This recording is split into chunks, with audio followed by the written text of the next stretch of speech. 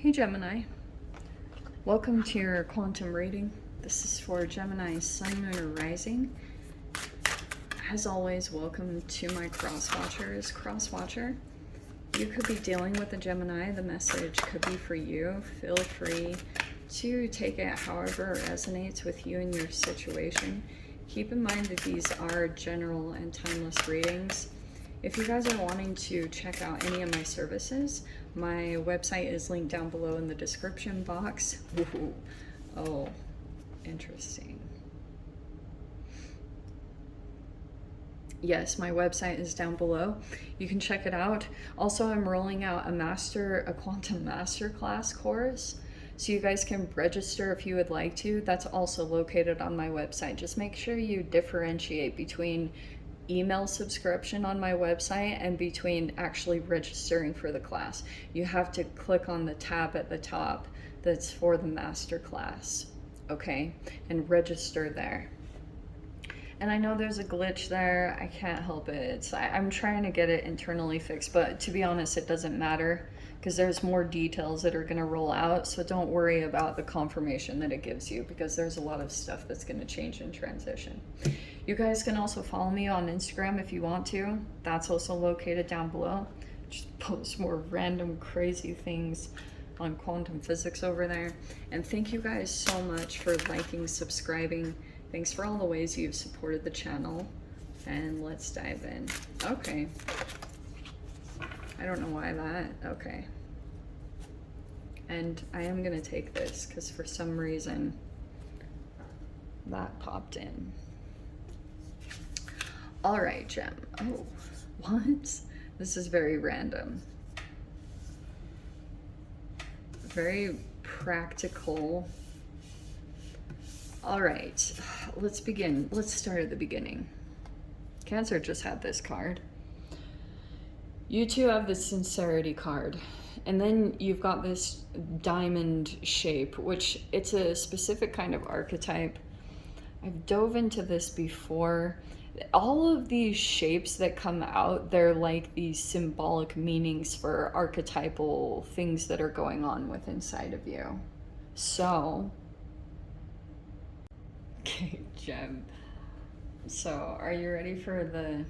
I'm going to dive into the explanation of the diamond archetype, because it's actually pretty powerful.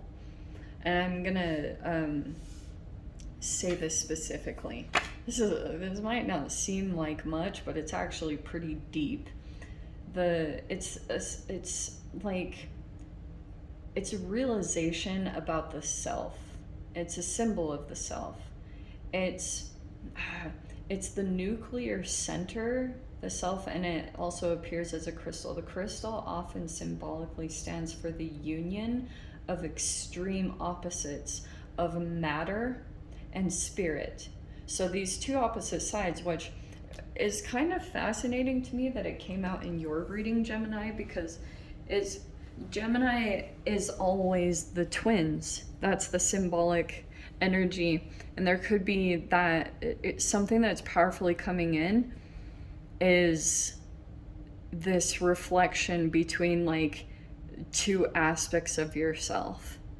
And even that merging, like it said, it is matter and spirit coming together, but also the most powerful part is the individuation, which is fascinating that those cards in a different way came out in Cancers. I know I drive you guys crazy that I always bring up a connection between you and Cancer, but here's the situation. Okay, here's the matter. So you have work and earth. There you are, busy at work. I know this is like a weave kind of thing, but this, at first I thought this was like working on a laptop or something, but you have earth, okay? So it's a lot of practicality. This is the matter, the mundane that you're working through at this time, but you have something here about your spirit. And you do have a sincere person around you. I don't know who that is, but there's a struggle here. I don't know if it's you or you realize there's another person in your reality that is struggling. I don't know if there could be something here where you're just focused on your own thing, but this person is struggling to maybe come into a full transformation. And I do feel like you're aware of this person. Okay. Because there's the separation here. And I am going to put it that you are this, since it came out so specifically like Gemini. And there's another energy that you at least see, or I don't know if you've seen it yet that they're sincere. You might be in the process of checking that out. But you're very earthy. You're very practical. This other energy that's coming in that transforms, I don't think they're as practical. There's a person here that's really struggling. Okay. You might be watching them go through an uphill battle. You might not be coming in the middle of it. Yeah, because there's the Seven of Wands. There's some defensiveness there.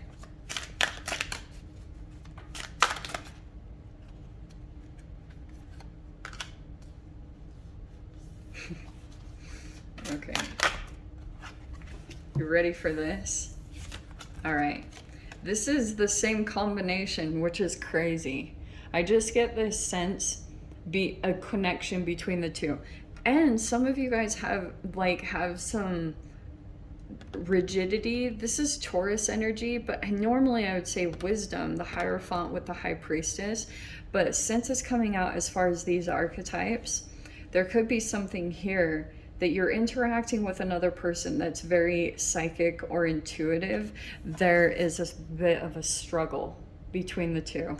Seven of Wands is coming out here because it's coming out all over the place. There's an energy that's up in the clouds, or you might feel as though it's that way. And then you're like practical. And you might be working very much in tangible things, but there's a person here, they don't go by the same path. And there also could be something here that you're seeing about yourself. Maybe it's a rejection of an intuitive side of you. It might not be totally acceptable, or you might lose acceptance or be concerned about judgment of others. I would not normally say that about Geminis, but there's a legitimate struggle going on here, okay? And it could be reflective of an internal struggle within yourself between traditional, or it's actually happening in your reality. This is Taurus, this is Pisces, and there's some type of thing that's going on here. We have the Six of Pentacles and the Six of Wands. Okay, that's harmony, at least. Thank freaking goodness.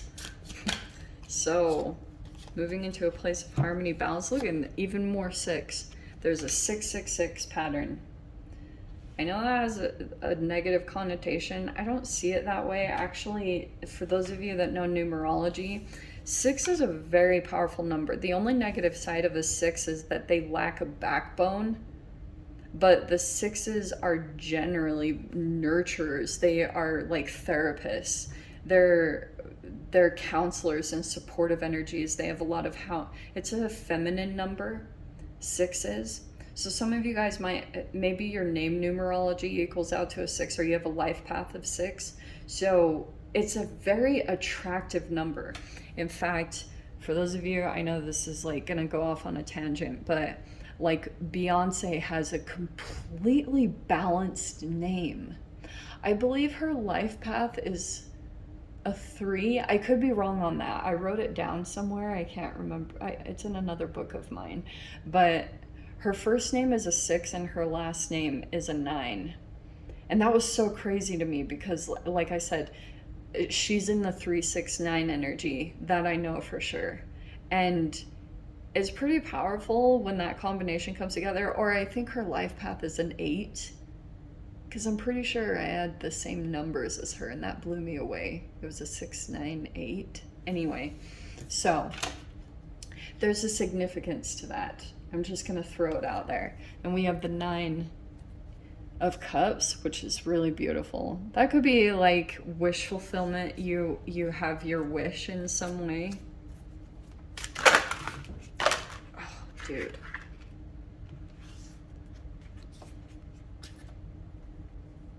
Okay. Eight of Swords and the Temperance. So you might be stressing out about something because I see that you're overthinking or overanalyzing something or a situation. That's going to happen right now with the Mars retrograde Gemini. It's still in effect. And to be honest, Gem, I think that this is going quiet.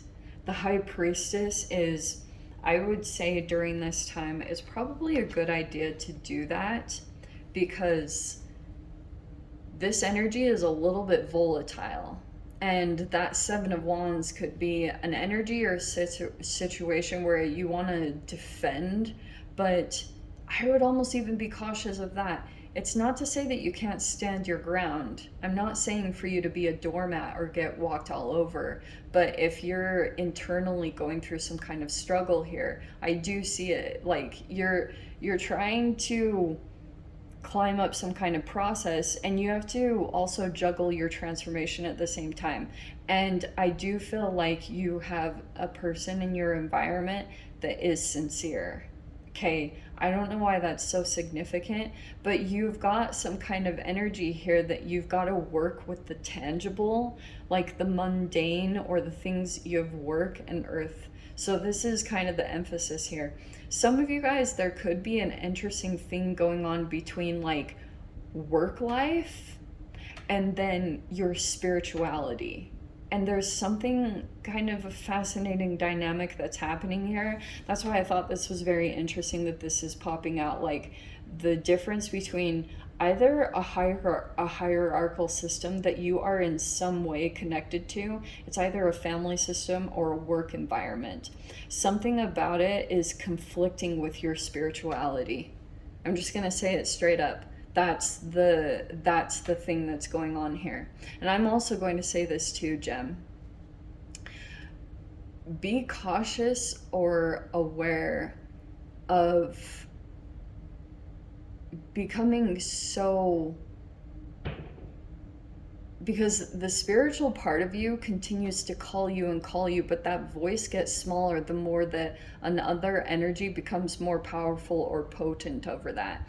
And here's the other trick of it. The wise one, it can be a stubbornness or a rigidity. When there's another part of you that knows something that's going on, it's like your intuition is telling you about something.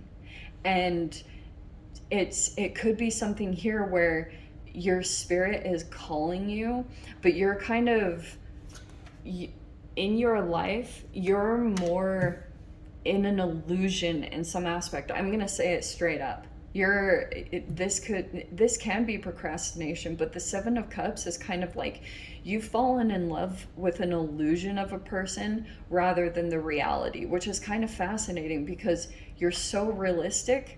You like to stay grounded in the reality. Like there could be something that you're very like factual, and this is how it is. And every time that comes out with Geminis, it cracks me up because I'm the Piscean that's just like, oh, in the ethers and just like chilling, where I need to come back down into reality. But this is a lot of like practicality, and I don't think it's a bad thing at all. I think that you have the Six of Pentacles. I think intuitively there's some kind of process that you're going through. In your mind, you're very focused on your wish fulfillment and manifesting that at this time. You also could enjoy being by yourself, okay? Like there's something about that. And I also see too that for some of you guys, like if you're in a relationship, there could be something here where you might actually want to venture out. This Six of Wands is kind of like that you're focusing on victory or getting recognition for your true abilities.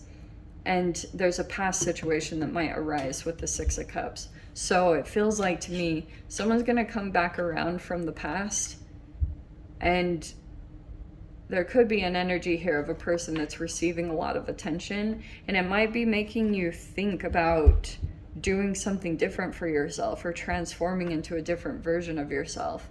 The process will be a big one. There's a struggle here. It feels like an uphill kind of battle. So I wonder, here's what's so trippy. I'm going to share this with you guys. There are very powerful connections that come into our life. We all know this, okay? And these are pretty powerful ones. 2 major arcanas. Your ending cards are the 8 of Swords and the Temperance. I'm going to throw that out there. You're going to land in you're going to get unstuck here and be in a situation that's better tempered for your energy, where you can relax. So here's what I was going to say. There was a very significant person that came into my life, and looking back at the past, I've realized that that person came back in because it was a reflection of, I think I've talked about this before, so I apologize if I've repeated it. But looking back now, I realize that this person, the struggle that they had gone through, I was about to go through. And I didn't see that at that time, but I was very intrigued, and I was like fascinated by the struggle that they talked about, and something about it like really captured my attention. And not funny at all, that ended up being my process. And it was rough, and it really challenged and tested me more than anyone will ever know or realize about me, because I'm a surface level little tarot reader, but no one will really have been able to be there to see that process. And now I fully understand what that person went through. And to be able to come into the next level of yourself and to transform, it is like a caterpillar in the cocoon. You know, that process, you really should look it up, because it's actually pretty significant. You can utilize it. In fact, there could be an emphasis on the earth energy, pulling more earth into your energy. Greens. I know it's going to sound random, because there's something here that's connected to your transformation. And yeah, I can just see there's another part of you, Jen, that every time you go to transform, you have an energy that creates some kind of struggle for you. And it could be causing frustration. And just be cautious of if you're like taking that out on other energies, because right now will feel like the most frustrating struggle. And make sure you have a good outlet also to ground yourself, because I can see a lot of powerful connections coming in, powerful energies. You got a freaking Hierophant up against the High Priestess, which is like a hilarious combination. But I'm seeing you have like a wish came in. It could have been someone came back from the past. Someone is either helping you out or you're helping someone out. There's something here that's nice with the 6 of Pentacles. Anyway, let me dive into the extended. I'll see whatever else wants to come out. If you guys want to join me over there, feel free. Go down below, click on the Vimeo link. I'll see you over there. But Gem, if this is where we leave things, I'm sending you so much love. Wishing you all the very best, and I'll see you in your next reading. Take care.